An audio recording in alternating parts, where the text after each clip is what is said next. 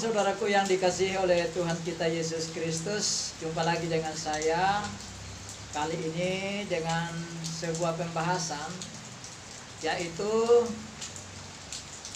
Ustadz Yahya Waloni menjadikan Muhammad nabi palsu.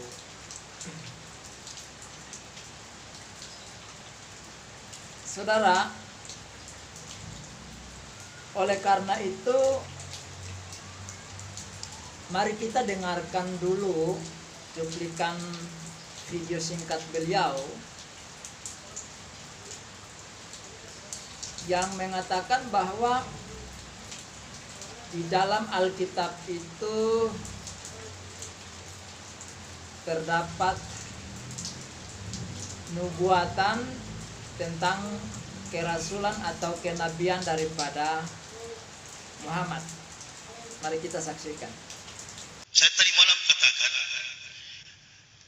di samping para nabi Musa, Isa, Daud, Sulaiman, ada tuh semua kitab.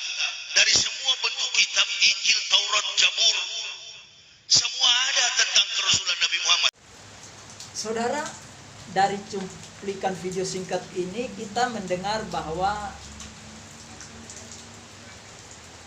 Ustadz Yahya Waloni ini mengatakan di dalam kitabnya Salomo, Daud, Musa itu terdapat indikasi atau sebuah nubuatan tentang kerasulan atau kenabian daripada Muhammad. Tetapi apa yang beliau katakan justru kontradiktif dengan apa yang dia ucapkan di bagian yang lain, yang mengatakan bahwa Alkitab itu bukan sekedar kitab fiksi, tetapi Alkitab itu adalah kitab palsu. Nah, oleh karena itu mari kita dengarkan terlebih dahulu apa yang dikatakan oleh Ustadz Yahya Waloni. Saya bukan mengatakan Bible Kristen fiksi, Bible Kristen itu palsu. Saudara, sebelum saya menjelaskan itu saya agak merasa geli, lucu ya. Nah, si Ustadz Yahya Waloni ini sadar apa tidak ya? Dia itu pikirannya itu waras atau tidak gitu ya. Di sisi lain dia katakan bahwa di dalam Alkitab itu terdapat kerasulan daripada nabinya yaitu Muhammad gitu. Tetapi di sisi lain dia katakan bahwa Alkitab itu adalah kitab bukan hanya fiksi tetapi palsu. Saudara tahu apa konsekuensi daripada ungkapan konyol dan bodoh ini ya?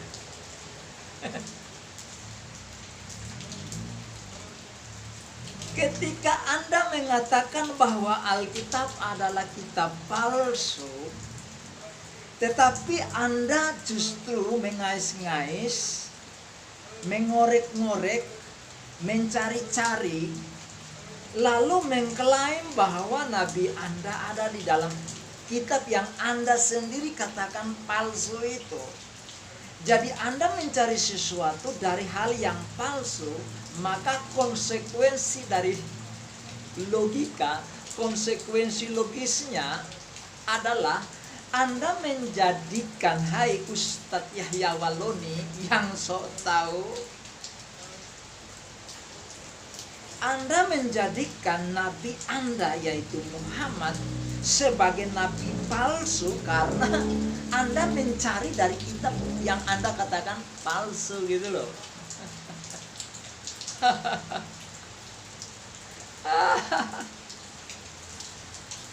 Ini yang namanya orang yang buta sekaligus amnesia karena kemarin ngomongnya bahwa nabinya ada di dalam Alkitab, tetapi hari ini dia ngomong bahwa Alkitab yang dia cari nabinya itu adalah palsu. Saya berpikir ini Ustadz Yahya Woloni ini kayaknya sarafnya agak ada yang konslet gitu ya.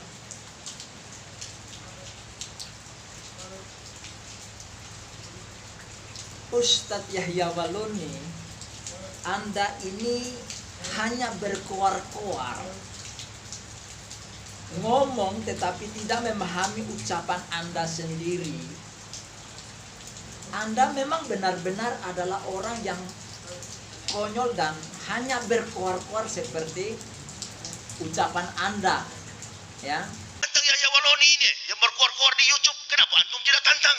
Saya yang berkoar-koar. Kalau modalnya hanya berkoar-koar, hanya ngomong doang, tidak mengerti ucapannya sendiri, seperti orang gila yang berbicara teriak-teriak tapi tidak mengerti ucapannya sendiri. Nah, ini akibatnya. Orang bodoh itu semakin banyak bicara, semakin banyak melakukan kejahatan. Sering kali dia ngomong, semakin banyak ngomong, maka kelihatan kebodohannya, kekonyolannya gitu lah. Maka orang yang nggak punya ilmu itu biasanya banyak bicara, tetapi ucapannya itu kosong, nggak berisi, nggak bermakna. Nah, orang yang mempercayai ucapan-ucapan Anda itu adalah orang yang pasti lebih bodoh dari Anda. Karena kalau orang-orang yang mendengar Anda itu cerdas, maka mereka tahu persis bahwa Anda itu adalah orang yang tidak punya ilmu sama sekali. Ya, saya berapa kali sudah menantang Anda, tapi Anda tidak pernah tuh. Dan ya, Anda ketika menantang pendeta-pendeta, nggak usah nantang pendeta lah, nantang kita ini aja. Nah, ketika Anda menantang pendeta-pendeta, lalu pendeta-pendeta ini merespon, orang Kristen merespon, Anda kabur tanpa menoleh ke belakang lagi sambil pakaian Anda tanggal, Anda tidak sadar. Ya, jadi begini saudara-saudaraku yang Muslim, saya tahu Anda banyak orang yang baik. Keluarga kami banyak yang Muslim. Ya, istri saya itu masih 99% itu Muslim. Dari keluarga saya sendiri banyak yang Muslim, dan mereka orang baik-baik. Dan teman-teman saya Muslim juga, mereka orang baik-baik, ya. Dan Anda juga banyak yang cerdas secara akademis. Nah, oleh karena itu jadilah orang Muslim yang cerdas dan kritis, sehingga orang-orang yang konyol seperti ini, yang hanya mengarang-arang cerita, yang mulutnya hanya berkoar-koar, mulutnya hanya seperti kaleng kosong yang jatuh di atas batu karang yang menggelundung, sehingga bunyinya begitu nyaring tetapi kosong isinya gitu.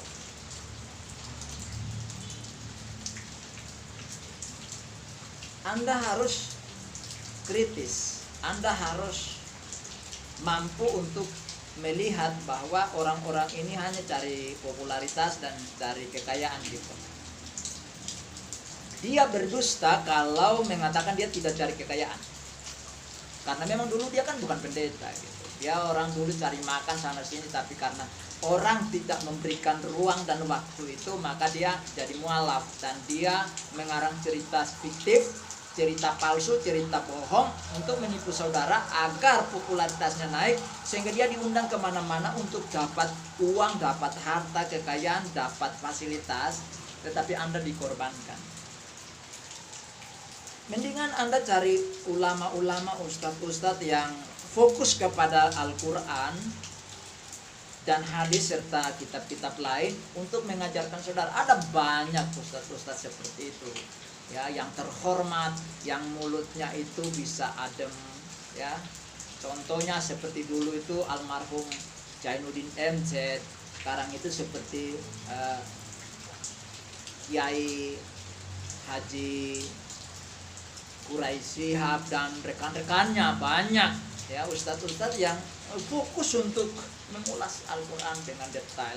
Daripada Anda ngundang kaleng kosong macam ini yang tidak ada isinya, yang isinya hanya bebatuan saja gitu, sampah, lalu membodohi Anda gitu loh. Kapan iman Anda bertumbuh, kapan pemahaman Anda terhadap Al-Quran itu dan hadis itu mendalam kalau Anda hanya cari orang yang mulutnya penuh dengan sampah, otaknya yang penuh dengan sampah, lalu Anda diisi dengan sampah-sampah, maka Anda akan seperti sampah, tempat sampah, penampungan sampah yang bau busuk kemana-mana gitu.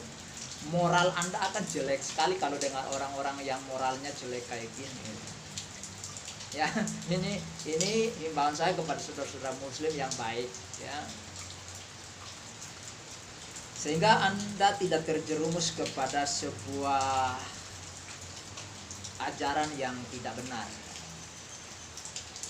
Biarlah pemaparan saya ini membuka wawasan saudara-saudara Muslim yang baik-baik, yang jujur, yang ingin belajar agamanya dengan baik dan benar, ya, sehingga kritis terhadap orang-orang yang seperti ini.